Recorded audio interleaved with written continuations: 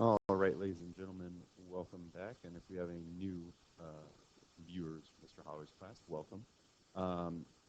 Like I've mentioned in class, as we're getting ready for this AP test, to be perfectly honest, we didn't get to one of our units. We skipped over Unit 6.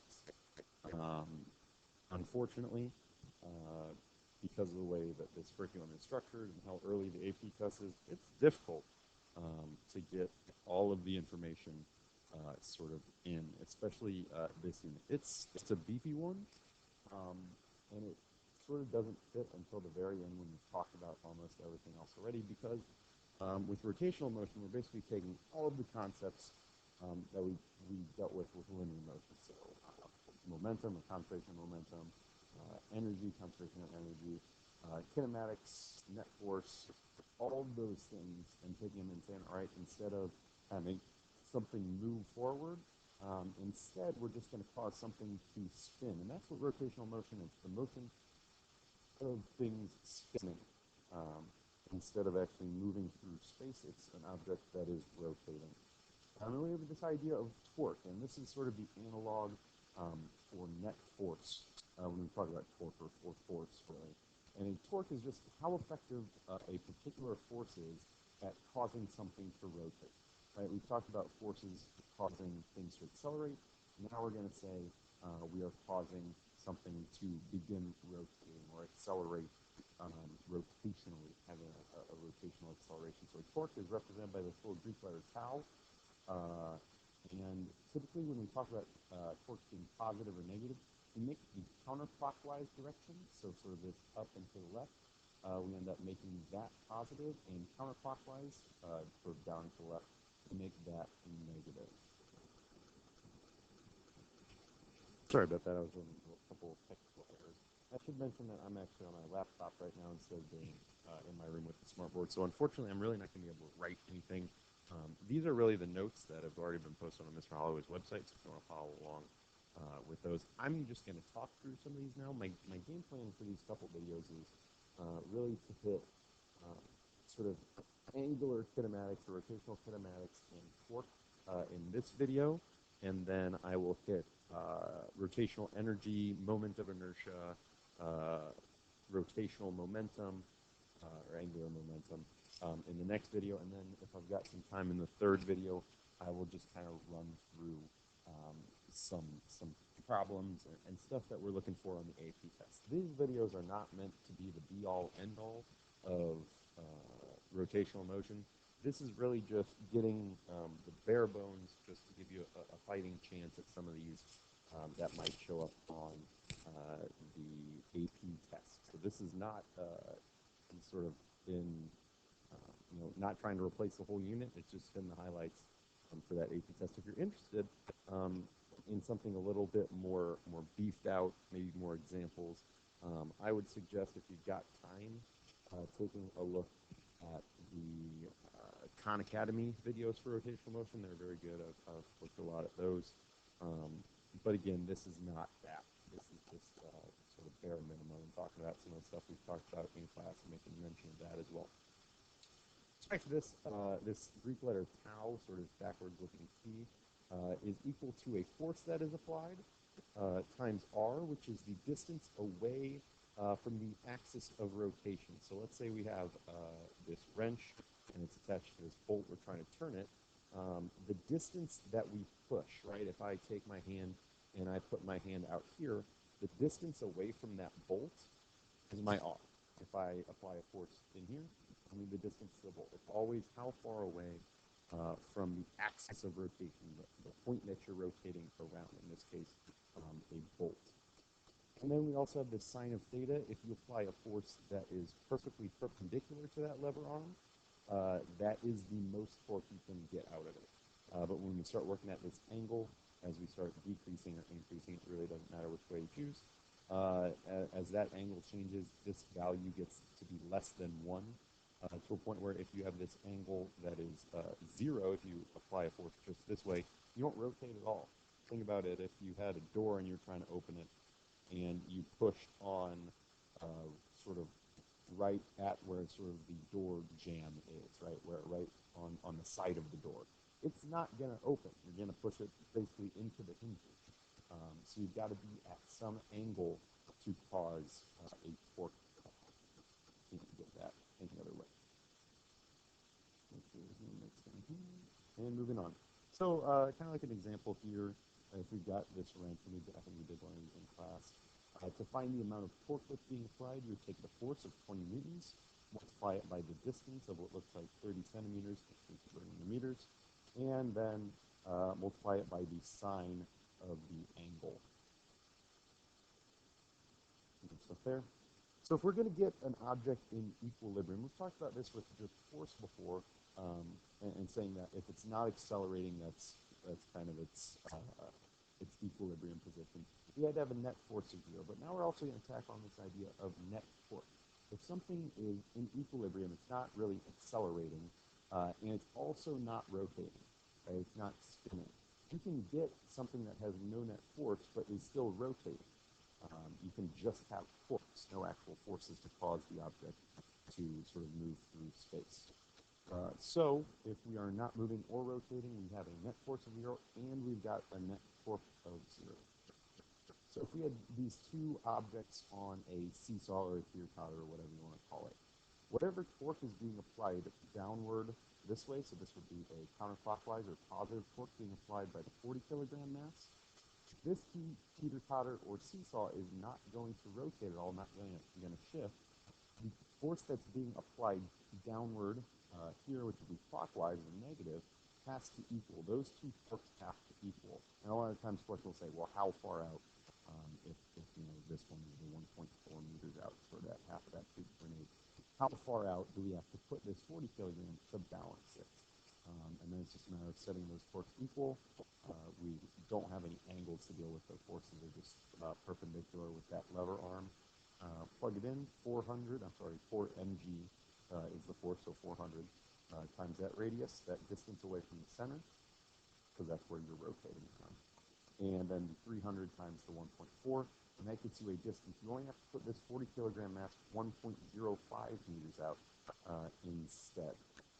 Now, the interesting things here is that you also have to balance the net force, because if you don't have a force pushing up, right, we've got this one force pushing down here, this one force pushing down here, even though it's not rotating, we should be pushing down on this sort of seesaw. And that's where this little fulcrum guy comes in. He's actually applying a force upward to balance the net force that's being applied here. And he's right at the center. When you're going to balance that force, you don't want any more torque being added. So you have to put it right at that center, so that that R value we talked about back here, whatever it is, back here, you want that to be 0. So we put it at the center of mass, or the center of rotation, so that it can just apply a force with no torque, so it doesn't mess up any of our equipment. A little more complex here. Similar situation, it tells us all these things. It says how much of a mass, I think it's been written in as 20 as the correct answer. But really, you would have these three hanging objects, these distances, and the question then becomes, well, what does this mass have to be? So we set all of our counterclockwise, these two torques on one side. Those are our positive torques, and this is our negative torque, kind of pulled down this way. And because we want a net torque of 0, those have to be equal to each other. And then we just start plugging stuff.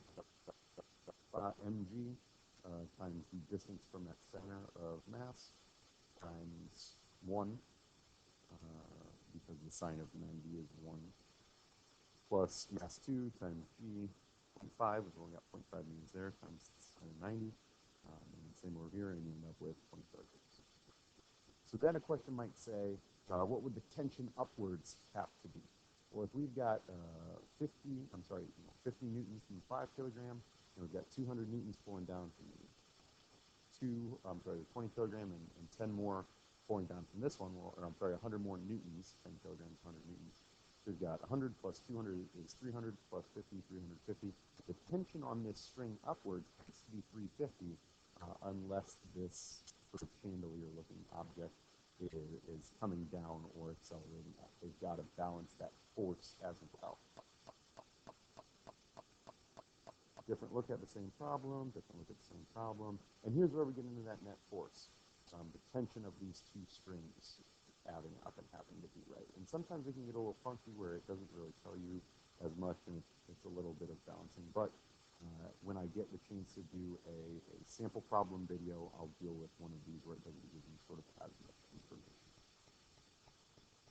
The lab activity, that's all right. So now we're actually getting into the angular stuff, the stuff where we're actually rotating and talking about these new variables that we're doing.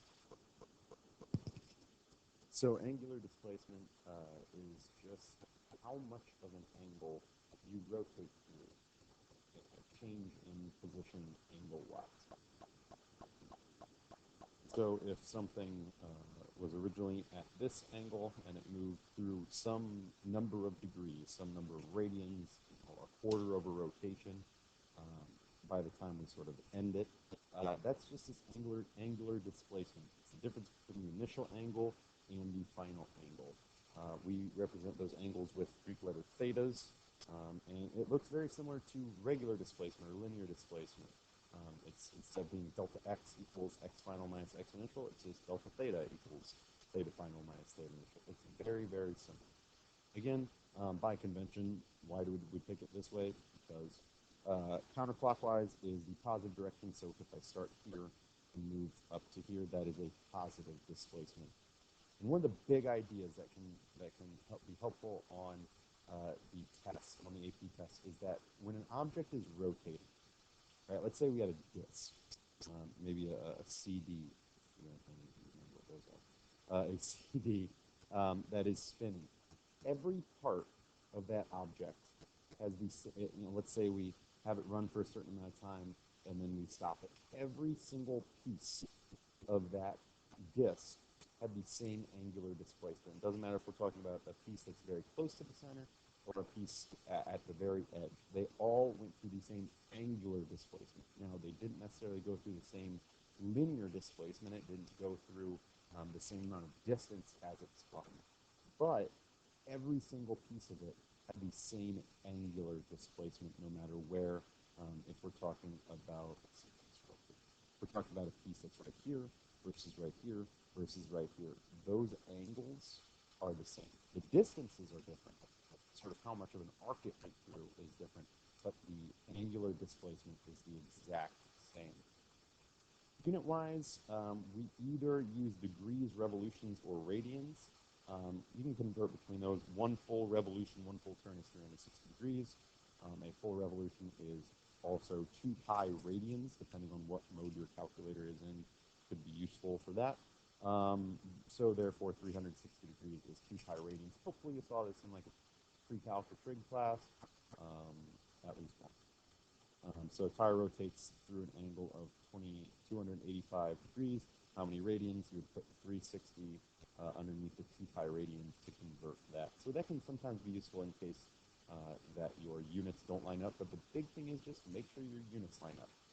If you're only working with revolutions, make sure you're just working with revolutions, and that's okay.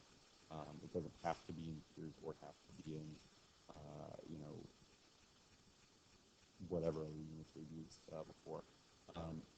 The big reason we made sure everything was always in meters was because our acceleration due to gravity, our acceleration was always in meters per second squared. But here, we don't have, you know, an absolute value like that. Our accelerations are not some universal or some sort of physical constant, right? We're not necessarily, each problem is going to be different, so depending on what the problem gives you, make sure you're just working in the same units. Like I said earlier, depending on sort of what you're asked about, for most stuff, we're working in radians. Most of the time, you'll see problems with this many radians or that many radians. Because one of the nice things about doing that is that you can say that as long as you're talking about a displacement in radians, the angular displacement is equal to the actual distance you went around that circle, right? We're talking actual meters now as opposed to angles, divided by the radius, how far away from that center you are. One of the other ways that I've seen it laid out a lot of the time is that instead of having it arranged this way, a lot of times they say S, or that arc distance is equal to pi time, or I'm sorry, not pi, theta times the radius. That is a common way to see it as well. I think that might be on the green sheet. I'm not entirely sure. So in this case, if we're talking about what sort of, if we have the, everything goes through the same angular displacement, because this r is bigger or smaller, the bigger that r is, the bigger the s is, the bigger the actual distance that you travel through. And this idea of multiplying our sort of angular value by the radius to get one of our linear values is common. We can get sort of tangential velocities and tangential accelerations by doing that. So 1 radian is the angle where the arc length is equal to the radius. So because of that, that's how this works. And sort of definitionally, that is what 1 radian is.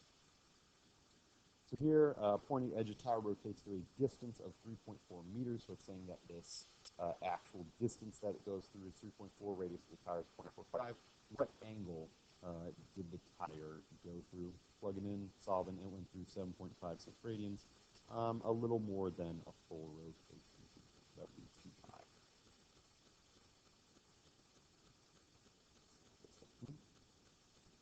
Just a little angle thing you can do. I'm not going to worry about that too much. It's a little bit kind of a neat little trick you can do. I wouldn't imagine something like this. So now, sort of moving past angular displacement, is angular velocity, how fast something is changing its angle, how fast we're moving.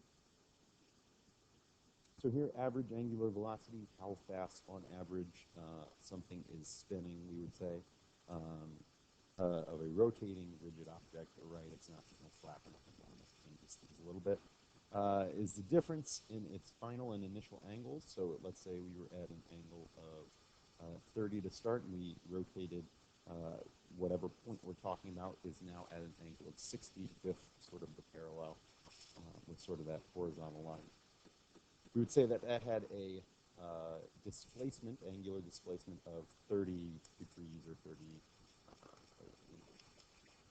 what is that, a 12th of a 12, 1/6, pi over 6 radians, maybe? I don't know. But some angle. And if we divide that by how much time elapsed, then we get a change in angular displacement over change in time, which we define as angular velocity. Again, standard units here would be radians per second, but you can see any angular unit divided by any unit of time. Sometimes we get down here RPMs. Sometimes we get, radians per second. It sort of depends. As long as you make sure that you keep all your units straight, you will be fine. So this Greek letter omega, it looks like a W. Just write a W. It is that angular speed value. So down here, saw blade, circular saw rotating at 10,000 RPMs. That is revolutions per minute.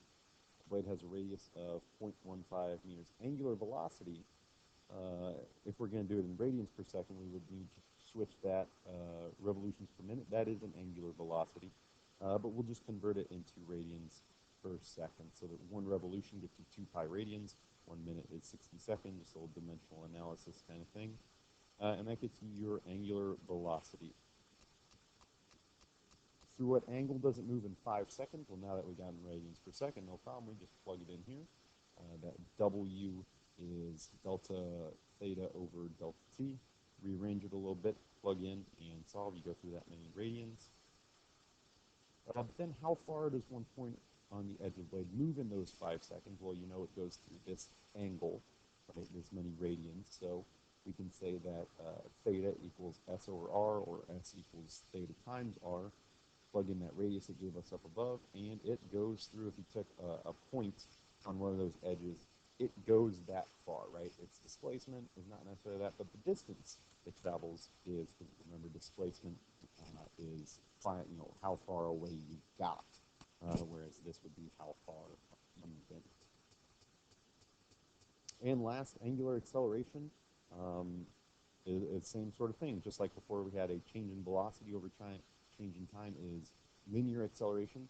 Here now, it's just angular acceleration is the difference or the change in angular velocities divided by the time elapsed. So standard units are, again, radians per second squared, but you can see it different ways. Almost the same problems here. To accelerate from rest to this speed, so we have an initial angular speed of 0 radians per second, a final angular speed of 1,000 radians per second. Here's the time period, divide it, and you get that as your average acceleration. And again, we can get from these angular velocities to tangential velocities or acceleration, or that arc length, just by multiplying it by the radius. So if I want to know how fast something is moving around the circle, a point on that edge, that is its tangential velocity. I can just multiply its angular velocity times the radius. And this is, if we sort of go back to, I think it was unit 3, where we had circular motion. This tangential velocity is what we put in there for mv squared over r. That v for the v squared over r is a tangential velocity. So you can plug this, you can sort of transition from rotational motion into circular motion that way. But be careful, this tangential acceleration is not the same as a centripetal acceleration, where we had net force equals m times centripetal acceleration for motion in the circle. This tangential acceleration is how fast something is speeding up going around it, going around that circle, where the tangential acceleration is how fast it starts going around that circle actually faster. They're two slightly different things, so be careful. The tangential velocity does let you transition over. The tangential acceleration does not. They are tangential, not centripetal accelerations and velocities. Angular acceleration occurs when your turn rate changes, how fast you're going around in a circle is getting faster. Centripetal acceleration is a change more in direction. You're not actually speeding up or slowing down with a centripetal acceleration. So this is a problem. Again, I'll do a problem like this on maybe a third video, some more of these. And everybody's favorite thing to do is kinematics.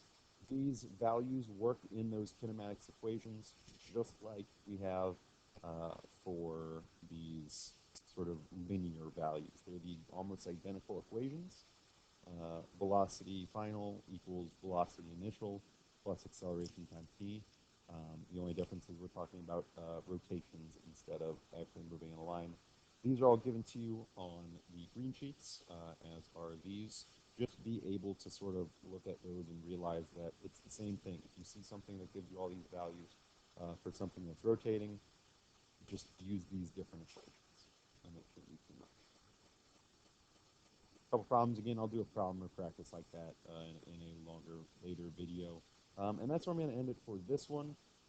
In tomorrow's video, I will get into inertia and the moment of inertia for rotations, as well as some second law stuff, as well as angular momentum and rotational kinetic energy. So until then, have a good night, everybody.